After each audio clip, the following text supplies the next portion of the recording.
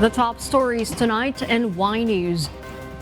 House Deputy Minority Leader and ACT Teachers Party List Representative Franz Castro stresses the need for adequate ventilation and more classrooms this dry season. The Commission on Elections, or COMELEC, says that internet voting for overseas voters may not be possible in 17 posts abroad. The Metropolitan Manila Development Authority, or MMDA, announces that there will be no dry run for the implementation of ban of e-trikes and e-bikes on national roads. And we will discover why United States lawmakers are asking the Biden administration to take urgent action against Chinese biotech firms. Good evening, Philippines and the world. Today is Tuesday, the 2nd of April, 2024. Join us in the next hour as we deliver today's top stories around the Philippines and in other parts of the world. We are also seen in 1,935 satellite monitoring centers nationwide and via live streaming worldwide through the UNTV News and Rescue social media account. I am Hardin Delgado. First in the news. House Deputy Minority Leader and ACT Teachers Party List Representative Franz Castro is calling for additional classrooms and sufficient ventilation in schools this dry season. Meanwhile, a group of teachers is hastening the return to the traditional school calendar starting in June due to excessively hot weather this summer. Rosa de Cos will tell us why. For House Deputy Minority Leader and ACT Teachers Party List Representative Franz Castro, the immediate response to the lack of infrastructure and ventilation systems in schools is necessary to alleviate the severe challenges being faced by students and learners this dry season. She called for prioritizing the construction of additional classrooms and improving ventilation systems in schools. The lawmaker also appealed to the Department of Education and the national government to allocate sufficient funds to ensure a conducive learning environment for children. Josephine Copag, a housewife, is concerned about her daughter Tricia getting sick at school due to the current weather's high heat. The child is already in grade 4, so if you ask them, it would be better to just bring back the school break every April to May. Sana po may balik na lang po yung dati na April to May magbakasyon na po. Tapos yung mga October, September, ganun hanggang December, yun yung magtuloy-tuloy ang pasok. Yun po ang aking panawagan. Kasi sa init talaga ngayon ang panahon, baka magkasakit pa yung mga bata. Gusto ko po na klase yung malamig na panahon, di po katulad ngayon na mainit. For Ruby Bernardo, president of the Alliance of Concerned Teachers, National Capital Region Union, it is imperative to promptly restore the traditional June to March school calendar, including the April to May summer break. This is amidst the escalating challenges brought by the climate crisis. The group of teachers believes this should be undertaken by the Department of Education if they so desire. Para sa amin po talaga na mga teachers group, no, lalo yung union, yung ACT-NCR union, no. Ang panawagan talaga namin kagyat ibalik no. Pero marami kasing dapat i-consider. Sa tingin ko, possibility, kakayanin naman po talaga kung gugustuhin no ng Department of Education. In February, DepEd issued a directive regarding revised school calendar, wherein the current academic year 2023 to 2024 will end on May 31, 2024. Through this, preparations for the return to the previous school calendar can be made. However, it will not be until the school year 2026 to 2027 that the summer vacation from April to May will be restored. This means it will take 3 more years before the traditional school break during summer is fully reinstated. Meanwhile, House Bill No. 8550, which proposes the return to the June to March school calendar, is pending in the House Committee on Education and Culture. Rosa Licoz, UNTV News and Rescue. We serve the people, we give glory to God. Based on the data of the Department of Education, or DepEd, this afternoon, April 2, more than 30 places in 8 regions across the country have suspended face-to-face classes due to excessive heat. According to DepEd, the places that suspend classes are implementing an alternative delivery mode of learning to reduce class delays by students. In relation to this, the Teachers Dignity Coalition, or TDC, urges DepEd to consider some steps to reduce the effect of heat on school days, which affects teachers and students. This includes shortening and adjusting children's schedule of classes. TDC Chairperson Benjo Basas also suggested that the DepEd should speed up the transfer of the old school calendar through early graduation 2024 to 2025. Muntinlupa City Mayor Rufi Biazon has announced that morning classes earlier April 2 were shortened until 10 a.m., while afternoon classes are suspended in all public schools from kinder to senior high school, including child development centers. The move was implemented due to the prevailing hot weather conditions. He added that afternoon classes have been also suspended in Muntinlupa. Moreover, Navotas City has also announced adjusted class schedules for students in public schools. This will be applicable when heat index in the city reaches 40 degrees Celsius and above. Meanwhile, Caloocan City has taken a different approach by shifting afternoon classes in public schools, excluding grade 6 students taking the National Achievement Test, to blended learning or alternative delivery modes. Similarly, the City of Manila has granted school heads the authority to decide on the suspension of face-to-face classes and the transition to asynchronous classes. This flexibility allows schools to adapt their teaching methods according to prevailing weather conditions and student needs. To provide additional relief from the heat, students are permitted to wear more comfortable clothing other than their standard uniforms, acknowledging the importance of ensuring their comfort and well-being during this period of elevated temperature. Amid the continued threat of the El Niño phenomenon, the Task Force El Niño once again called on the public to conserve water. Nel Maribohok reports.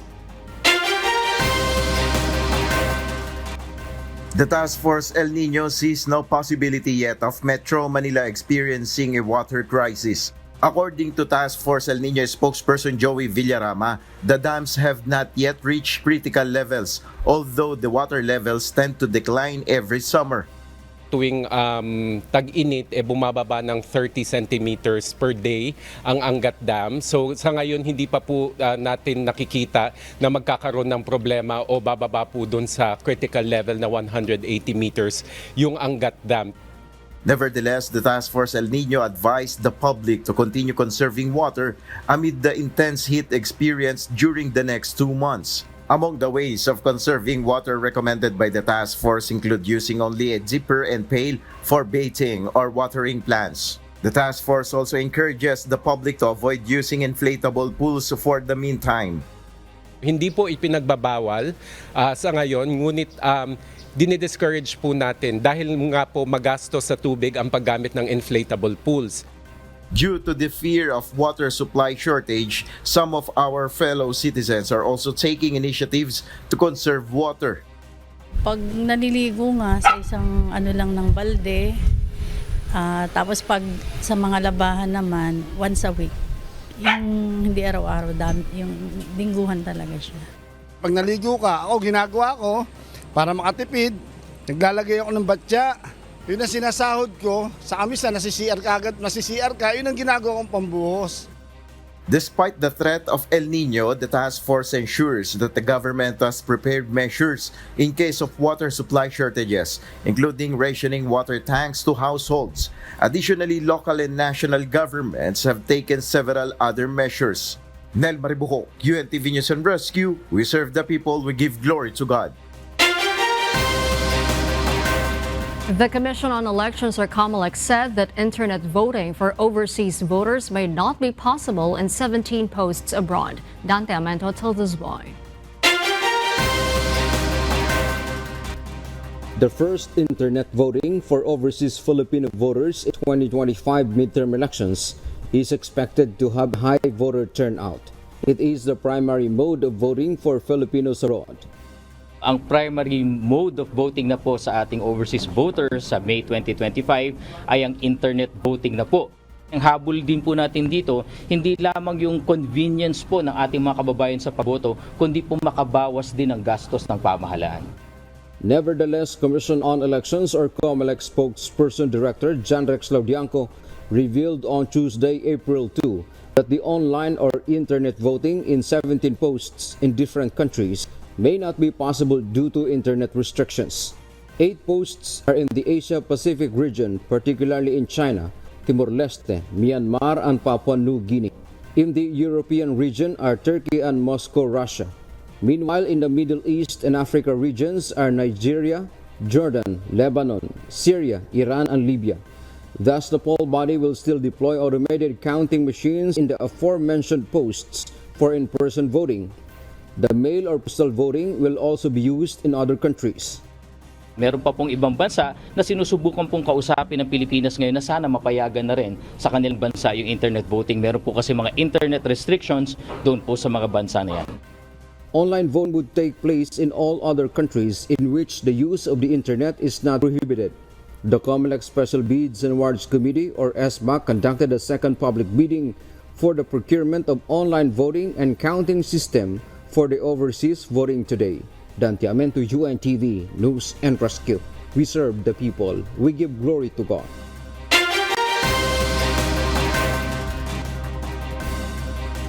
And for the news abroad, United States lawmakers are asking the Biden administration to take urgent action against Chinese biotech firms over growing concerns that they are harnessing biotechnology to strengthen Chinese military.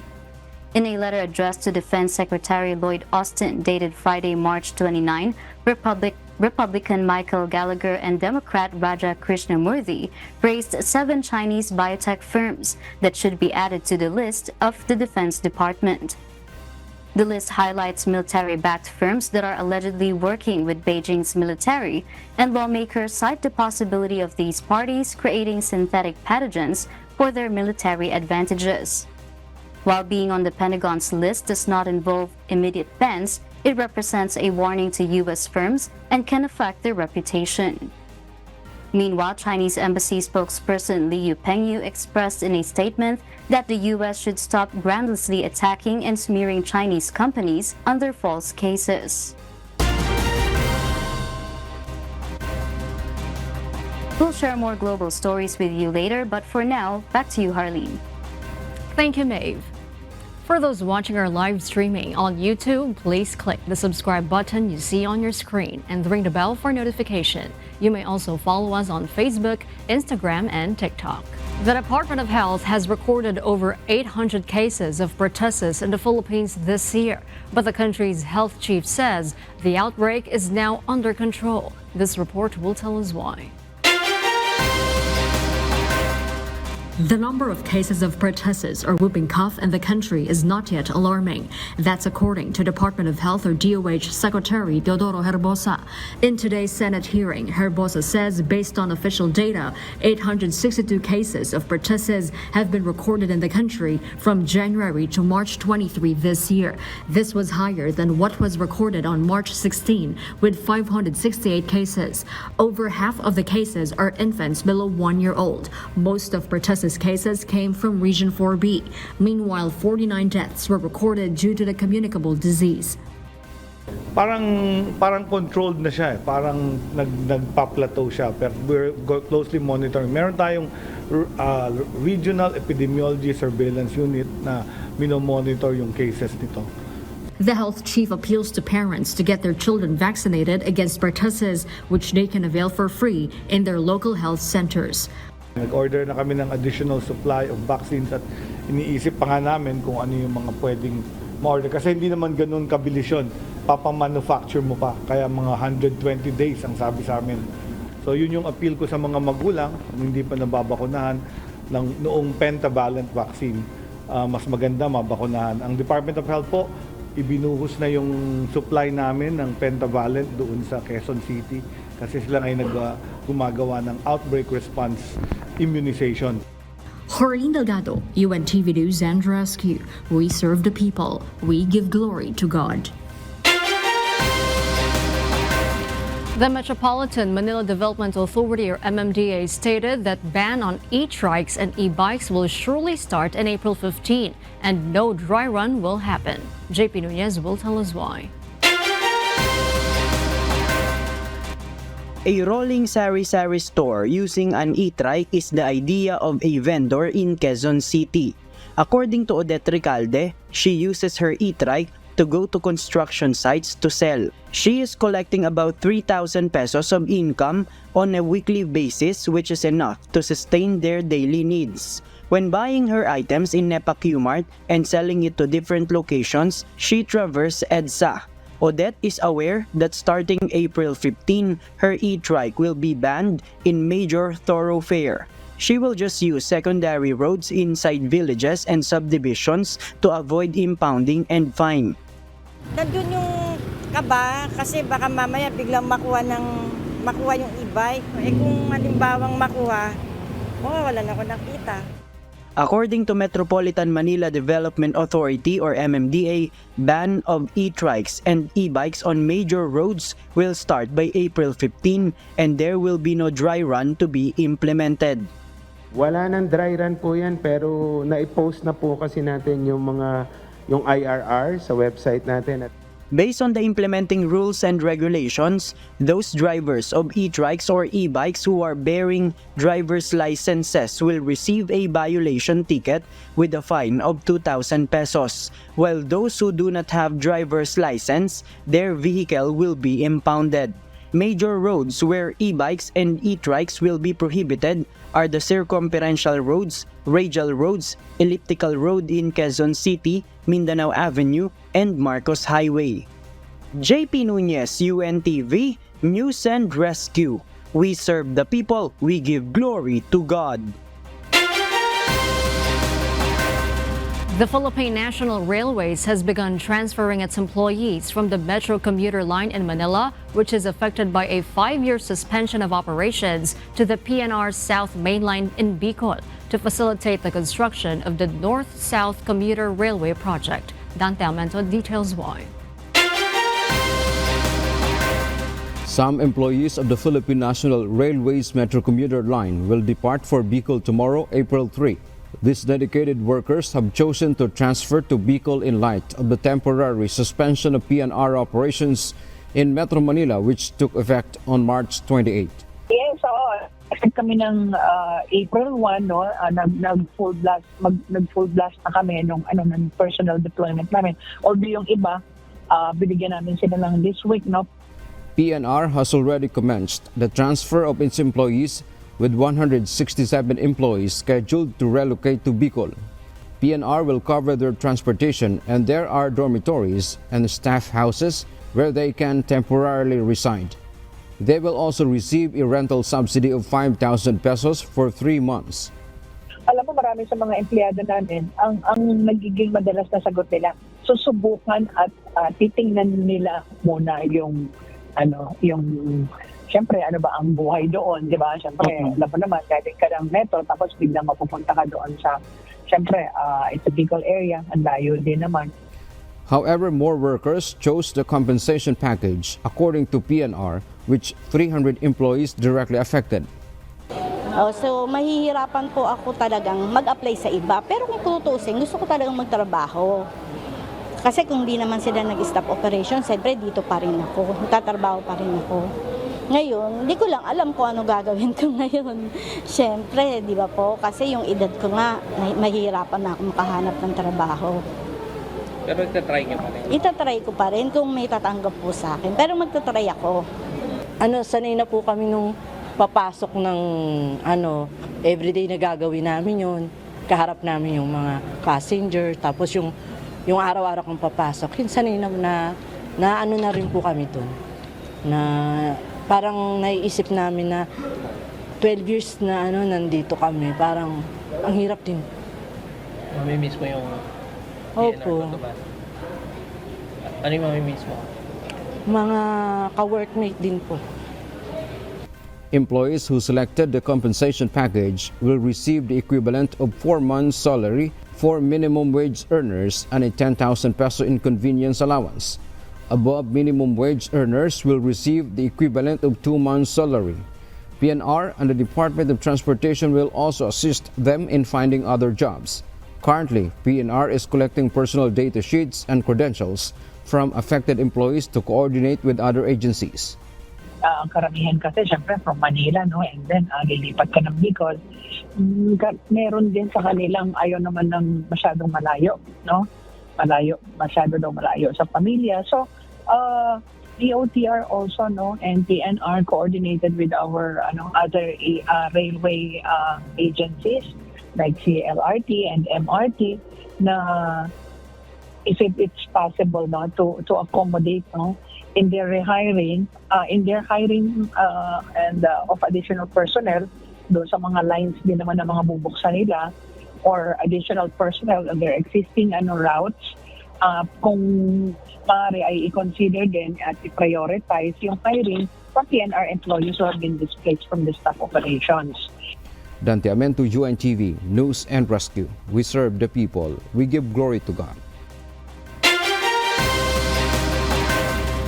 Amid extreme hot temperatures being recorded in various parts of the country, the Department of Health or DOH cautions the public against heat-related illnesses. These include dehydration, heat fatigue or exhaustion, and heat stroke.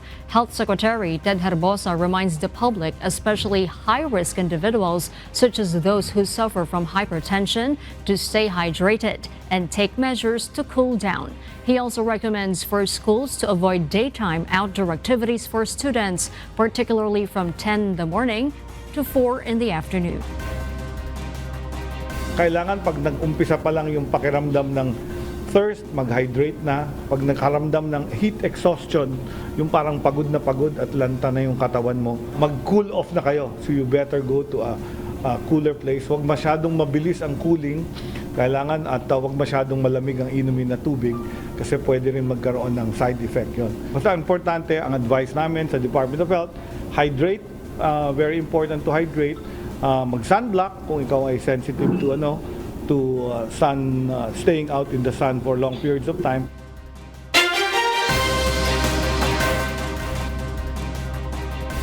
And in other global news,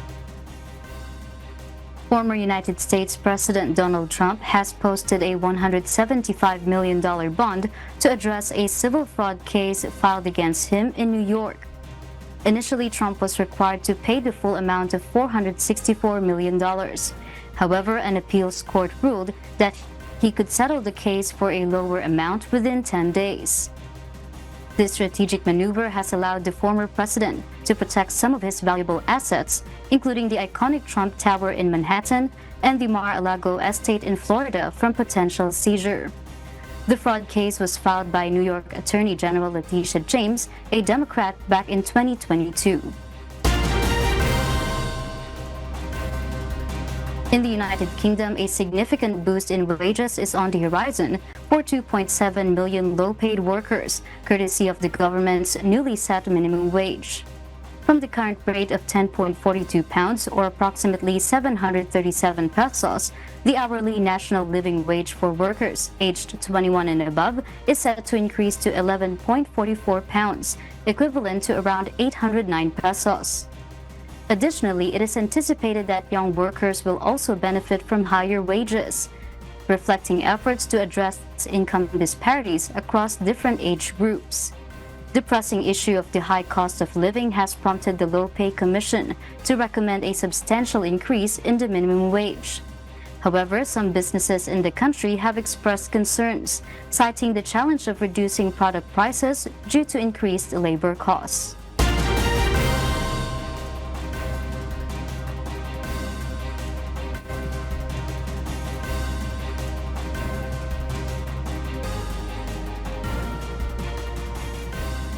A week has passed since the collapse of the Baltimore Bridge, which took the lives of 6. The crew members of the Dali ship are left stranded on board the vessel. Paul Gatchalian tells us why.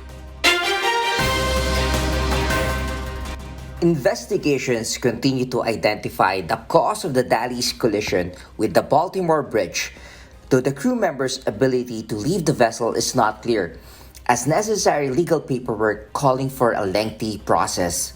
The Dali crew is made up of 20 Indian citizens confirmed by India, an additional Sri Lankan crew member, all of whom have been reportedly in good health, with a member who sustained a minor injury. Getting the Dali crew off the ship is a complicated process. Officials stated as foreign nation regular disembarking crews need paperwork, visas, and valid shore passes. The Coast Guard Admiral Shannon Gilreath reassured that once the Port of Baltimore and shipping channel is reopened, their secondary priority is the movement of the Dali.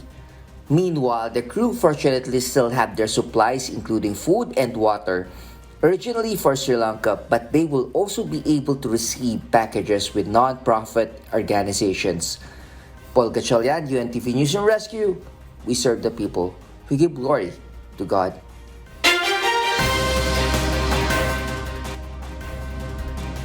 And those are the reasons behind the news in other parts of the globe. I am Mavian Dog, live from Australia. Good evening.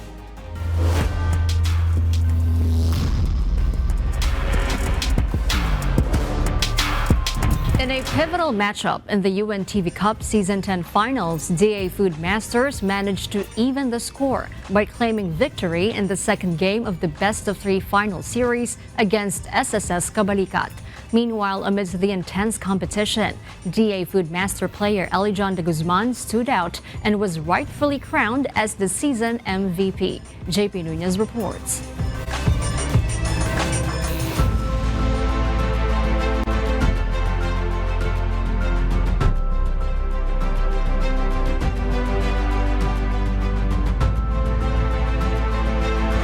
Garbage minutes, final 6 seconds and counting.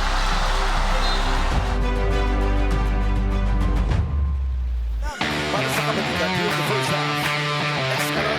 Finally, para sa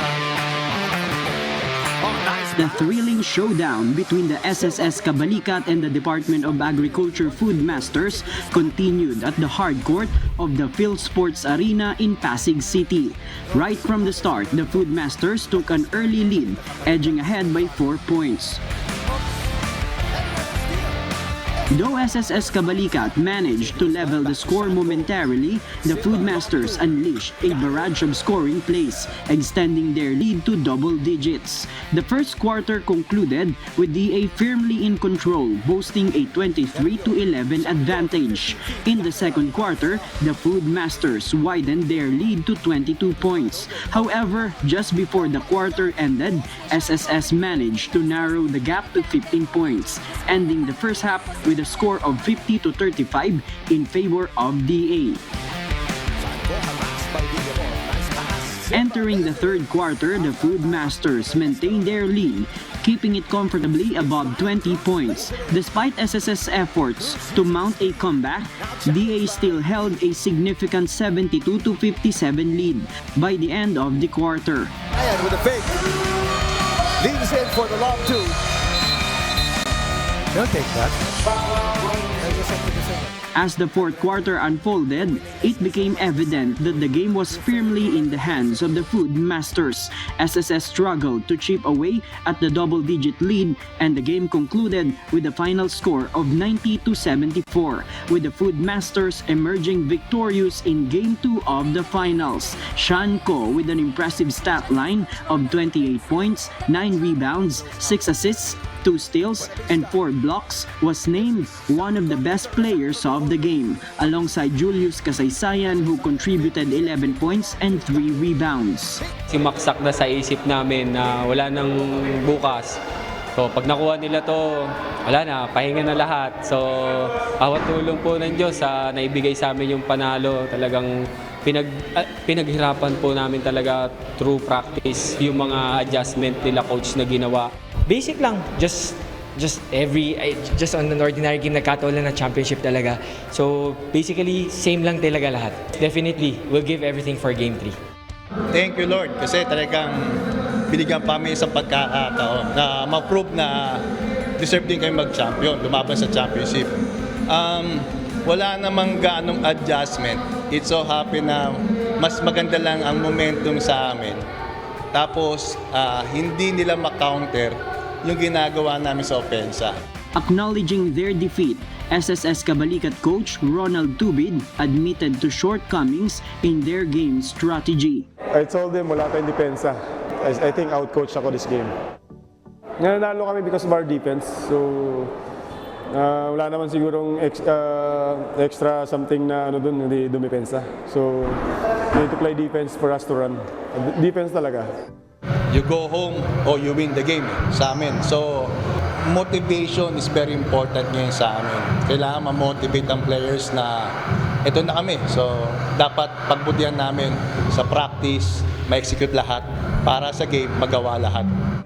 Despite this setback, SSS supporters remain optimistic about their team's chances in the do-or-die Game 3. Let's go, DA! Ito talaga yung inaabangan ng DA. Thankful kami na nakarating sila sa finals. Kahit na mahirap yung mga pinagdaanan nila. Kapit lang, hindi pa tapos yung game, meron pang oras, pero alam namin na aabot sila sa Game 3. Go, DA! Sobrang intense, grabe! Confident ako, once na nanalo ko yun, makukuha nila yung Game 3. They will make it. They will make it. Go, DA! The supporters of SSS Kabalikat remain resolute, believing that their team will bounce back and reclaim the championship title in Season 10 of the Public Servants League. Ngayon lang yan for Game 2, pero for Game 3 babawi kami. Yes! Winner kami! We are the champion! Yes, makuha namin sa Game 3! Babawi kami sa susunod na game. Mas nadamihan pa namin yung audience na pupunta dito para manood. Go, go, go! SSS! Kaya natin yan! Kapit lang! Meanwhile, Elijan de Guzman of DA Food Masters has been rightfully recognized as the most valuable player of the season and the scoring champion. Parang testament kasi yun ng hard work. Hindi lang ako, pati yung buong team. Kasi kung wala sila, hindi ko rin naman makuha yung award. Marvin Mercado of NHA Home Masters has earned the title of Defensive Player of the Year. Joining de Guzman and Mercado in the Mythical 5 lineup are Listian Amparado of SSS Kabalikat, Darwin Cordero of AFP Cavaliers, and Alfie Grijaldo of DENR Warriors, reflecting the top performers across various teams in the league. In tandem with the intense competition on the hard court, the UNTV Cup continues its commitment to public service, extending assistance to nearly 200 individuals through partner agencies such as SSS, PhilHealth, and Pag-ibig, underscoring the league's broader mission beyond sports. The stage is set for the decisive Game 3 between the DA Food Masters and SSS Kabalikat on April 15 at the PhilSports Arena in Pasig City. JP Nunez, UNTV, News and Rescue. We serve the people, we give glory to God. The willingness and so much desire to win. You fail to recognize it.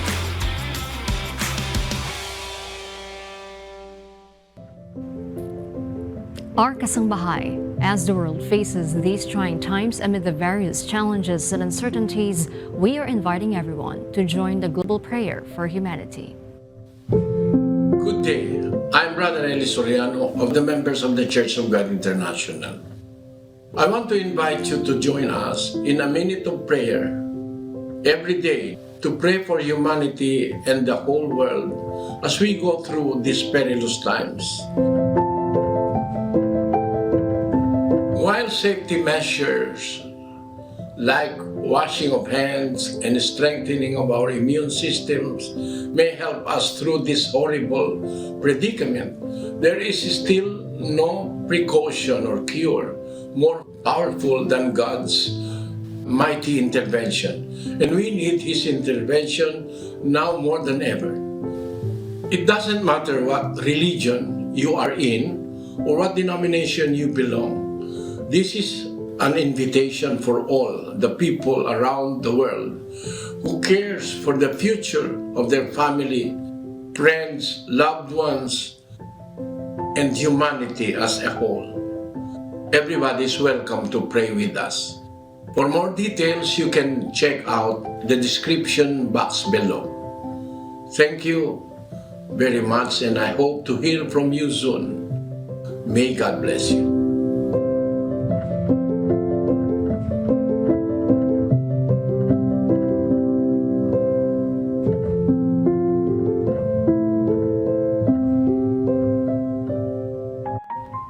And before we close, we will leave you with a word, giving glory to God. From the book of James, chapter 1, verse 4, it says, but let patience have her perfect work, that ye may be perfect and entire, wanting nothing.